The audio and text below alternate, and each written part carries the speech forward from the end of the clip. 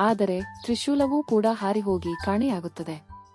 ಅವನು ತ್ರಿಶೂಲವನ್ನು ತನ್ನ ಬಳಿಯಿಲ್ಲವೆಂದು ಕಂಡು ತುಂಬಾ ದುಃಖಪಟ್ಟು ಬಿಡುತ್ತಾನೆ. ಆದರೆ ಅವನು ಏನು ಮಾಡಲಾರನು. ದೇವರು ಕೊಟ್ಟ ಆ ವರದಾನವನ್ನು ಅವನೇ ಕಳೆದುಕೊಂಡಿದ್ದ.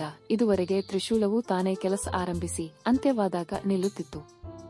ಆದರೆ ಊಟ ಮಾಡುವ ಸಮಯದಲ್ಲಿ ನಿಲ್ಲಿಸು ಎನ್ನುವ ಸಮಯವನ್ನು ನಿರ್ದಿಷ್ಟವಾಗಿ ಹೇಳಬೇಕೆಂಬ ವಿಚಾರವನ್ನು ಅವನು ಮರೆತಿದ್ದ. ಇದರಿಂದಾಗಿ ಊಟ ಅವನ ಬಾಯಿಗೆ ನಿರಂತರವಾಗಿ ಬರುತ್ತಲೇ ಇತ್ತು. ಕಿಶೋರಿಲಾಲ್, ಹೇ ಮಹಾದೇವ, ಈಗ ನನಗೆ ಅರ್ಥವಾಯ್ತು. ನೀವು ನನಗೆ ಈ ವರದಾನವನ್ನು ಒಂದು ಪಾಠ ಕಲಿಸಲು ನೀಡಿದಿರಿ. ನಾನು ಎಷ್ಟು ಮೂರ್ಖನಾಗಿದ್ದೆನು. ಆಲಸ್ಯದ ಕಾರಣ ಇನ್ನೂ ಕಿಂಚಿತ್ ಕೆಲಸವನ್ನು ಮಾಡುವುದಿಲ್ಲವೆಂದು ಬೆದರಿದಿದ್ದೆನು.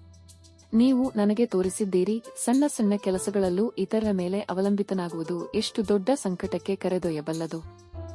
ಆ ದಿನದ ನಂತರ ಅವನು ಆಲಸ್ಯ ತ್ಯಜಿಸಿ ಪ್ರತಿದಿನ ತನ್ನ ಹೊಲದ ಕೆಲಸಕ್ಕೆ ಹೋಗಲು ಆರಂಭಿಸಿದ. ಅವನ ಜೀವನ ಪುನಃ ಸಂತೋಷದಾಯಕವಾಯಿತು.